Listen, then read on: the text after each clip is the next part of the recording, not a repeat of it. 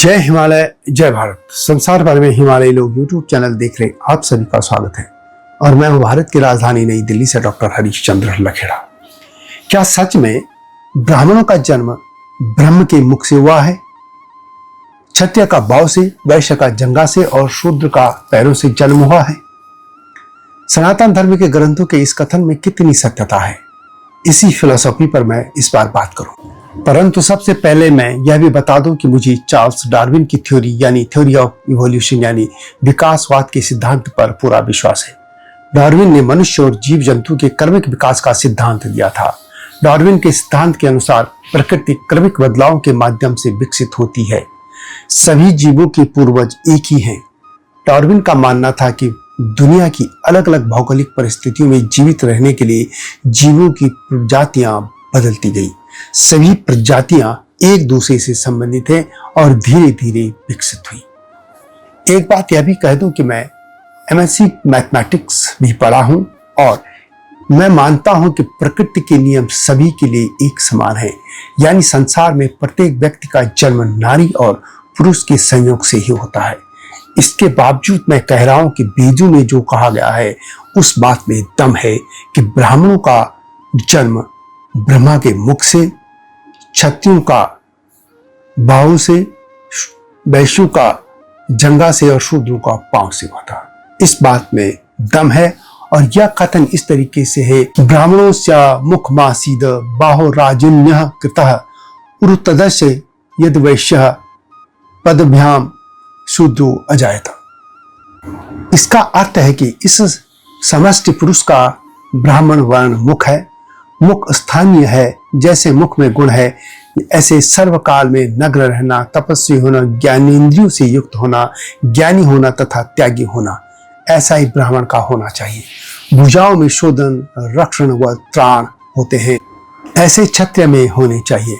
इस पुरुष की जंघाएं वैश्य हैं, अर्थात वैश्य धन धान्य पशु का संग्रह करता है, यथा पात्र विभाजन भी करता है।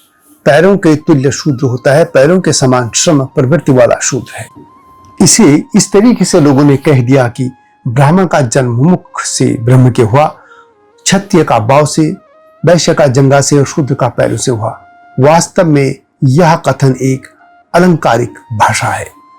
वास्तव में एक ब्रह्म या विराट पुरुष या काल पुरुष की कल्पना को आधार मानकर समाज को चार प्रकार की प्रतिभाओं में बांटा गया था।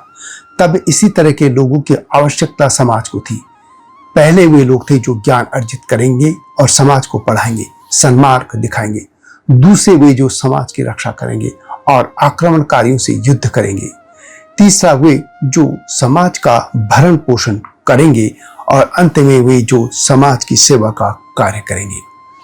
और यह भी साफ कर दूं कि वेदों का काल जब था तब वर्ण व्यवस्था थी, न कि जाति प्रथा।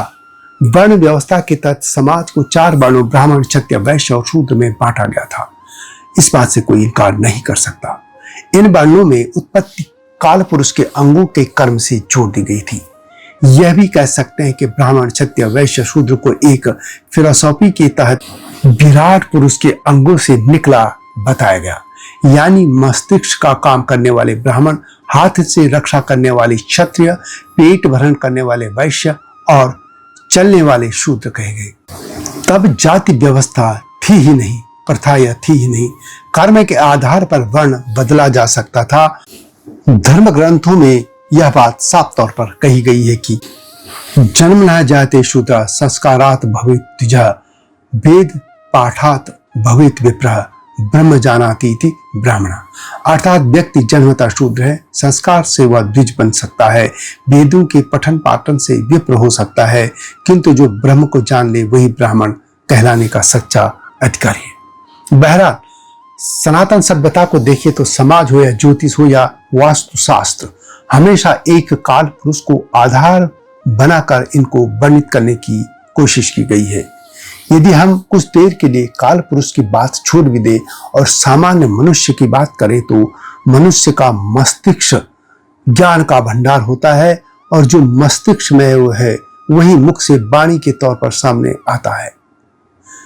और इस तरह जो मुख से आएगा, जो ज्ञान की बात करेगा, वह मुख से ही तो निकलेगा, इसलिए मुख से उस काल पुरुष के मुख से उसका संबंध जोड़ दिया गया। दूसरा, यदि हम अपनी ही बात करें, कोई हम पे हमला करता है तो शरीर की रक्षा करने के लिए, यानी जब भी शरीर पर कोई संकट आता है तो सबसे पहले बचाव के लिए, रक्षा के लिए हाथ आगे आते हैं। और अपने शरीर को बचाने के लिए सबसे पहले जब हाथ उठते हैं तो जो लोग समाज की रक्षा करने के लिए जो वर्ण तय किया गया था वह क्षत्रिय था, इसलिए हाथों को या हाथों से जन्म होने की बात क्षत्रियों से जोड़ दी गई थी। इसलिए कह दिया गया कि क्षत्रिय बाहों से निकले हैं।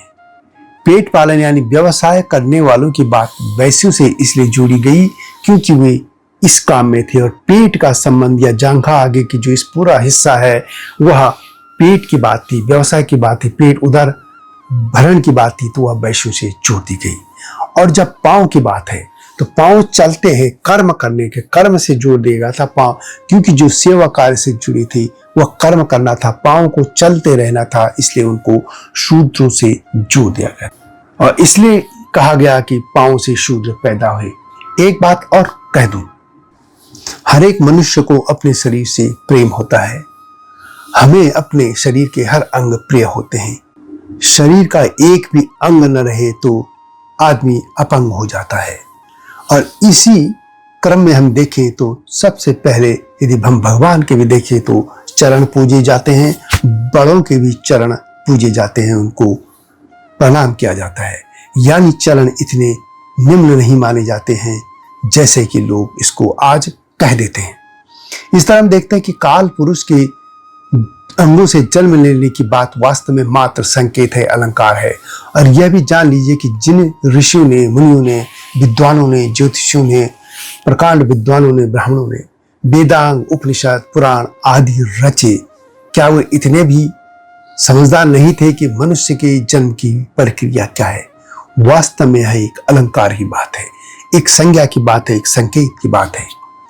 एक बात और बता दूं कि वास्तु शास्त्र हो या ज्योतिष, सभी जगह काल पुरुष के अंगों से ही इसका अध्ययन किया जाता है। वास्तु शास्त्र मंडल एक आध्यात्मिक ढांचा है जो इमारतों के उन्मुखीकरण और लेआउट को निर्धारित करता है। मंडल में प्रत्येक वर्ग वास्तु पुरुष के शरीर के एक विशिष्ट भाग से मेल खाता है और जीवन के विभिन्न पहलू जैसे धन, स्वास्थ्य और समृद्धि का प्रतिनिधित्व करता है। यह आपने भी देखा होगा, या नहीं तो मैं बता ही रहा हूं कि जैसे उत्तर पूर्व यानी ईशान्य दिशा वास्तु शास्त्र में वास्तु पुरुष का सिर है और इसे बहुत शुभ माना जाता है। दक्षिण पश्चिम नैऋत्य दिशा है, यह वास्तु पुरुष के पैरों के क्षेत्र का है और यह पैरों का प्रतिनिधित्व करने वाला क्षेत्र है। उत्तर पश्चिम यानी वायव्य और दक्षिण पूर्व आग्नेय दिशा वास्तु पुरुष के हाथ हैं जो गति और गतिविधियों से जुड़े हैं। यानी वहां पर भी एक मनुष्य के जो काल पुरुष है, जिसको हम कहते हैं ईश्वर भी कह सकते हैं, उसके शरीरों के अंग को ही उसमें दिखाया गया है। लेकिन जबकि हकीकत में हम देखें तो भूमि तो सब एक जैसी है, समान तरह की है, लेकिन एक अध्ययन, एक विद्या है, उसमें यही किया गया है। इसी तरह हम यदि हम ज्योतिष को देखें, ज्योतिष में भी काल पुरुष भगवान भोलेनाथ है, शिव हैं, और काल पुरुष के शरीर को 12 राशियों में बांटा गया है। वहां पर भी काल पुरुष की ही बात हुई है। और इसी तरह समाज के 4 वर्णों की उत्पत्ति की बात भी काल पुरुष के या ब्रह्म के या ब्रह्मा जी के पूरे शरीर के जो अंग हैं उनसे जोड़ी गई थी। और इसमें कोई भी नई बात या अजीब बात है भी नहीं। यह जो इस संस्कृति को समझता है, सनातन धर्म की संस्कृति को समझता है, उसके लिए यह नई बात नहीं है।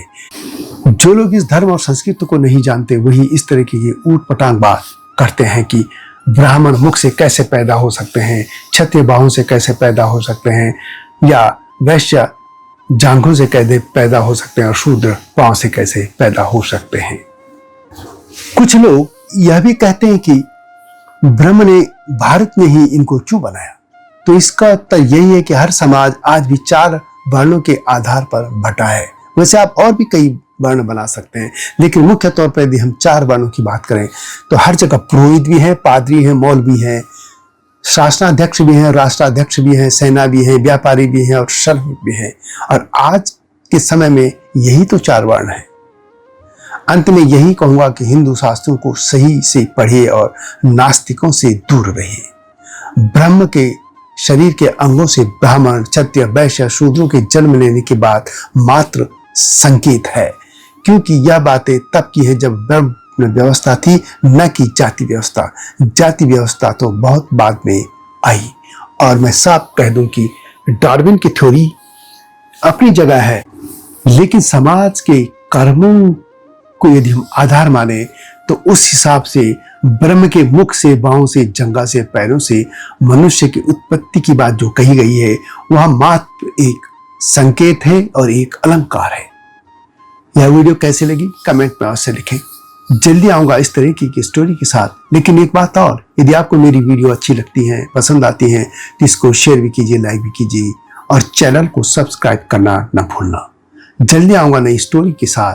तब तक जय हिमालय, जय भारत। हिमालय पे पेड़ हो तो गीत गाएंगी नदियाँ, गीत गाएंगी नदियाँ। पेड़ों पे चिड़िया है तो गीत गाएंगी नदियाँ, पेड़ों पे चिड़िया है तो गीत गाएंगी नदियाँ। माँ की लोरी जैसे होते हैं नदियों के गीत।